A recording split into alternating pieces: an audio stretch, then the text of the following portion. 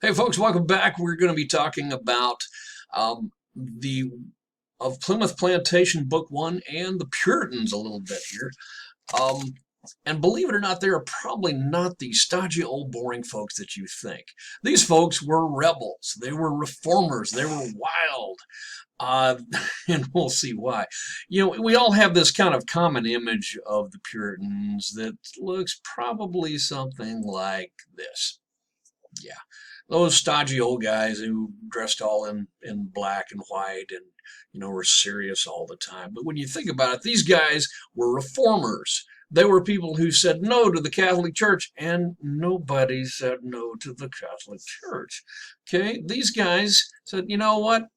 We're going to oppose you, Pope. This is the Pope under Queen Elizabeth I, Pope Pius.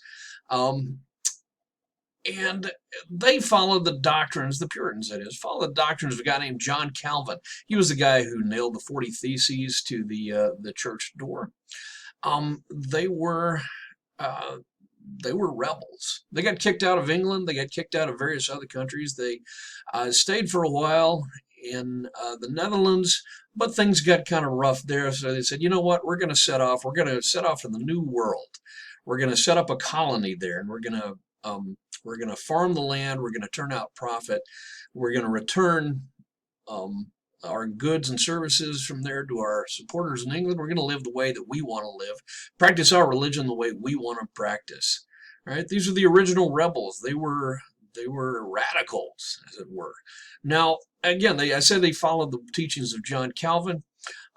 They were very deeply religious folks. That does not mean they were stodgy and dressed like these folks on the screen.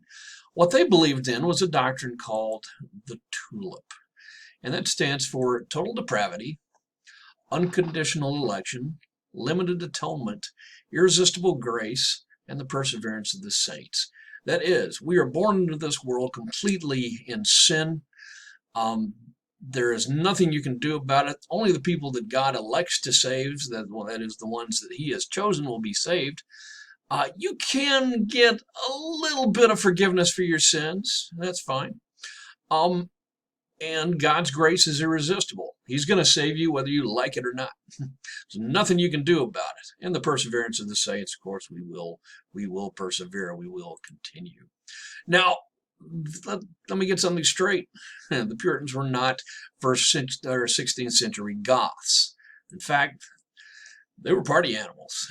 When you think about it, once you get into the New World, after your workday is done, there's not a whole lot else to do, right?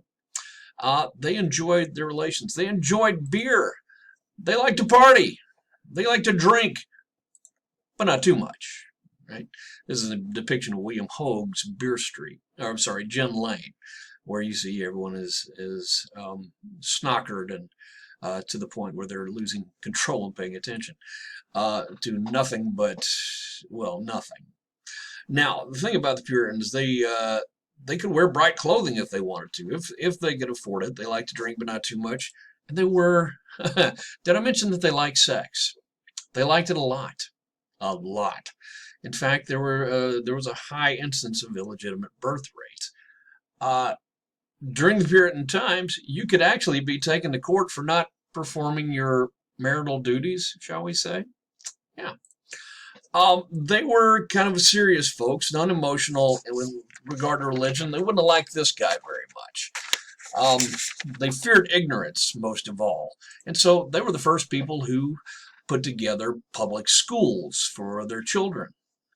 They were the first to insist on a public education. What's more, they were artists, they were writers, and they were pioneers. They were fascinating folks. And in fact, they're probably a lot hipper than we give them credit for. Huh? So, like I said, they lived an exciting life. Keep these things in mind as you're reading or listening to of Plymouth Plantation Book One. These are a bunch of guys who said, you know what, we don't like the way things are going here in England. We're going to head over to the New World. And think about what they faced. They fought Indians. They went to this largely unexplored continent and said, this looks good. We're going to build here. They started a new civilization. Now, as you're reading this too, try not to think too much about the rightness or wrongness of what happened here. The Indians were occupying the place. We did move in on them. However, all of history is one long continuous real estate transaction. The Indians who lived there took it from the people before and took it from the people before. It is not our place here to describe, uh, to indict them on the rightness or wrongness of what they did. Mostly because without them, if they hadn't come to this country and done what they did, built this nation, we wouldn't be here to debate it. Yeah. So, as you're reading through this, try to remember that these, despite the somewhat Elizabethan stiltedness of the language there, these are actually exciting people. Imagine a whole bunch of people like Bear Grylls from Survivor Man coming to America, putting together not only a settlement, but establishing trade, opening businesses, schools. These are the folks who later gave us Harvard and Yale University, well, Harvard anyway, who opened colleges, who got the ball rolling on the America that we have today. Keep those in mind and give a little nod to our ancestors. I'll catch you in the next video.